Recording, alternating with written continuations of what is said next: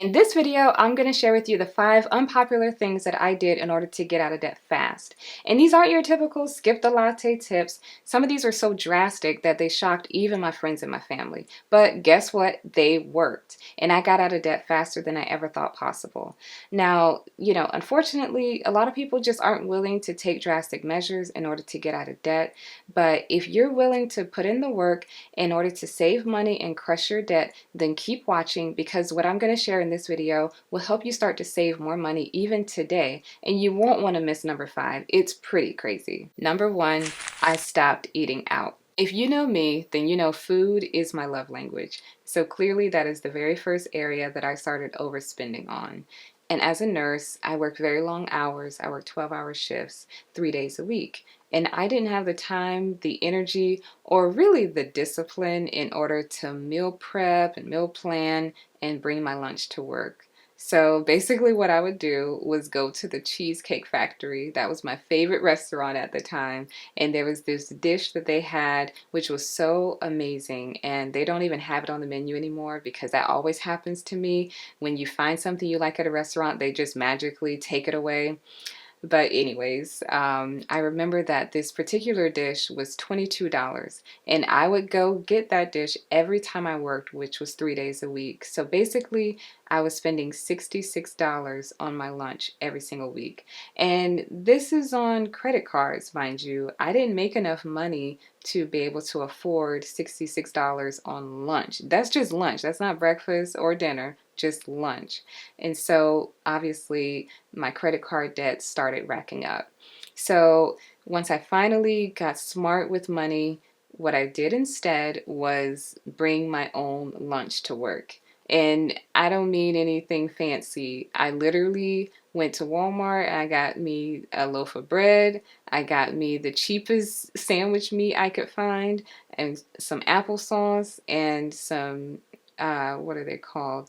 Peanut butter crackers. That's right. And so I would bring my little turkey sandwich and my applesauce cup and my peanut butter crackers, and that was my lunch. And so basically I went from $22 a day for lunch to probably about $2 a day for my lunch.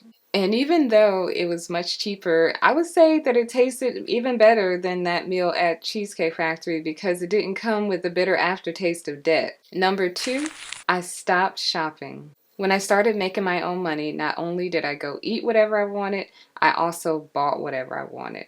And the operative word is wanted, not afford. I could not afford this lifestyle that I was living. But basically, once I started my career, I felt like, okay, I'm a grown woman now. I want to look the part. I don't want to look like a child anymore. I need to get some professional looking clothes. And most importantly, I didn't want to look poor anymore. So what I would do is, when I had my days off and I had some time, I would go to the mall.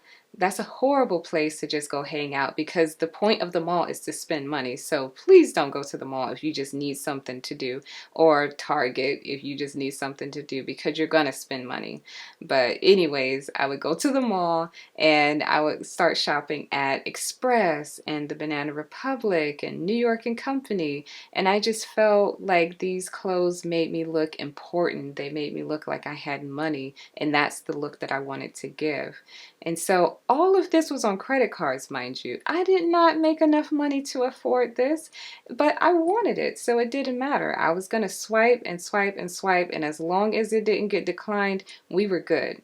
So again, once I finally learned about money, what I stopped doing is stop going to the mall, and I started buying secondhand clothes, because honestly, I did enjoy shopping at Express and Banana Republic, but those clothes really aren't that high quality. Like, they didn't last that long, and they're really fast fashion. So I wanted to start shopping secondhand, where it's more environmentally friendly and it's way cheaper. So thrift stores and Goodwill became my best friend. Number 3, I stopped all paid self-care. Is it just me, or does the idea of self-care have us ladies in a chokehold? Because if you notice, it's only advertised to women, and a lot of this self-care is paid services. But I definitely fell into the trap of self-care, especially working long hours as a nurse. It's a very physical job and it's very hard on your body. So I kind of justified, oh, I need to get a massage because, I had a hard night at work, or I need to go pamper myself. I deserve it. So I was really able to justify overspending on self-care items because of the work that I did. So y'all, I was at Hand and Stone 2 times a month. I would be getting manicures twice a month. I would get pedicures. I think I only did that once a month.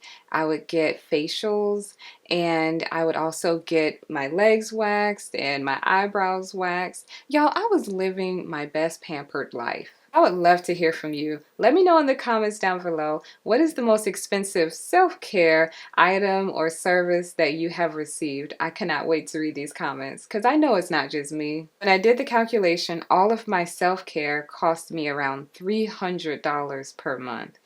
Man, when I tell you I had to take drastic measures in order to get out of debt. So what did I do instead? I cut out all paid self-care. No more manicures, no more massages, no more pedicures. I had to cut it all out because it was costing way too much money. Now, I didn't cut out self-care altogether. I just learned how to do those things myself. The benefit of doing self-care yourself is you don't have to deal with all this unprofessionalism.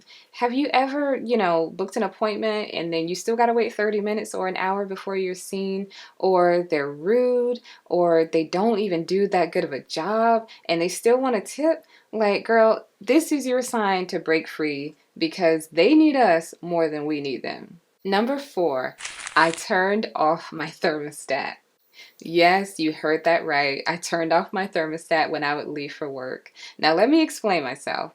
So, like I said, I worked as a nurse. I worked 12-hour shifts and I would work overnight. So, I figured, well, I've cut out eating out, I've cut out shopping, I've cut out my self-care, but I still want to save money because once you start saving money, it really gets addictive and you just want to save more because you're seeing the progress that you're making. So I was like, well, where else can I start saving money? And I looked at my utilities and I was like, okay, when I'm at work, I'm away 12 hours, and why is the thermostat on running up my electricity bill when I'm not even home to enjoy it? So basically what I did was I would turn it off. And the funny thing is, this was when I got this bright idea, it was in the winter time. And so I would turn my thermostat off. And when I would get home from work, it would be like 59 degrees in my apartment. Which is insane now that I think about it. But it was okay. I survived. So I would get home, it would be about 59 degrees. But what I did though, here's a hack. I had an electric blanket. So I would get home, I would turn on my electric blanket on high. Then I would go shower because I just got home from the hospital. And then I would crawl into such a warm bed. So even though it was 59 degrees in my apartment, I was cozy, I was snug, and it was feeling good. And I was saving money. Now I know that this is a very drastic move to make. And honestly, I don't even think I would recommend it for most people to do, or anybody to do, because it's actually not a good idea to turn off your HVAC system every day. So like in the summer, it's not a good idea to turn it off because the AC actually dehumidifies the air as well, which prevents mold from growing. And then in the winter, especially if it's below freezing, having the heat on keeps the water pipes from freezing and bursting and causing all sorts of issues. So honestly, I would not recommend you do this, but I would recommend you do this next tip. Number 5, I did not buy furniture. Yes, you heard that right. I did not have any furniture in my 1-bedroom apartment for 5 years, y'all.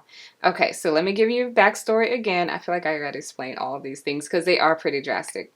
So I graduated from college and as a nurse, and I knew that I always wanted to go back to school to get my master's degree. So when I moved into this apartment, I knew that I was only going to be there maybe 8 months to maybe a year before I went back to grad school, which was going to be in another state. So my mom was like, well, if you're going to move, you probably shouldn't fill up this apartment with furniture that you didn't have to, get movers, and that's expensive. So why don't you just, have a bed and a little nightstand and just leave it at that, so that when I did move I wouldn't have to worry about moving a whole bunch of furniture. So I was like, that actually makes a lot of sense, and that's what I did. So basically, all I had was a bed, I had my nightstand, and I had a bar stool, because my apartment had a little bar area in the kitchen. That's all I had, y'all. And a year turned into 2 years, and basically, I never did end up going back to grad school. But by that time, I had actually grown used to not living with furniture. And if I ever had friends over, we would just sit on my bed or sit on the floor in the living room, and it was all good. And let me tell you something, if you have friends that'll sit on the floor with you, you got some real friends. And to be honest, if your guests need a couch to be comfortable, then they need to chip in some couch money. So yeah, I lived without furniture for 5 years, and guess what? It was perfectly fine. I never felt like I was going without because I didn't have a couch or this beautifully decorated apartment. And I don't know who needs to hear this, but when you get your first apartment, you do not need to become Joanna Gaines with the home decor. You do not need to go out and buy matching sofa sets and coffee tables and all sorts of things to put on your wall. You just need a comfortable place to lay your head, and, a little table or something, and call it a day. We need to stop putting these expectations that whenever you move to the next phase of life, you have to do certain things. Oh, I got an apartment, and now I need to spend $5,000 to furnish it. Or, oh, I got married, now we must buy a house. You don't have to do any of those things. You just do basically what you can afford. It was a lot of fun making this video and walking down memory lane of all the crazy things that I did in order to save money and get out of debt. And I hope this video has been helpful for you. And if you can relate to any of the things that I have talked about in this video, whether it be overspending, whether it be the scarcity mindset, would you mind hitting the like button and letting me know down below what things resonated with you, what tips do you want to take and incorporate in your life, and hit the subscribe button for more videos like this. And I'll see you in the next one. Bye.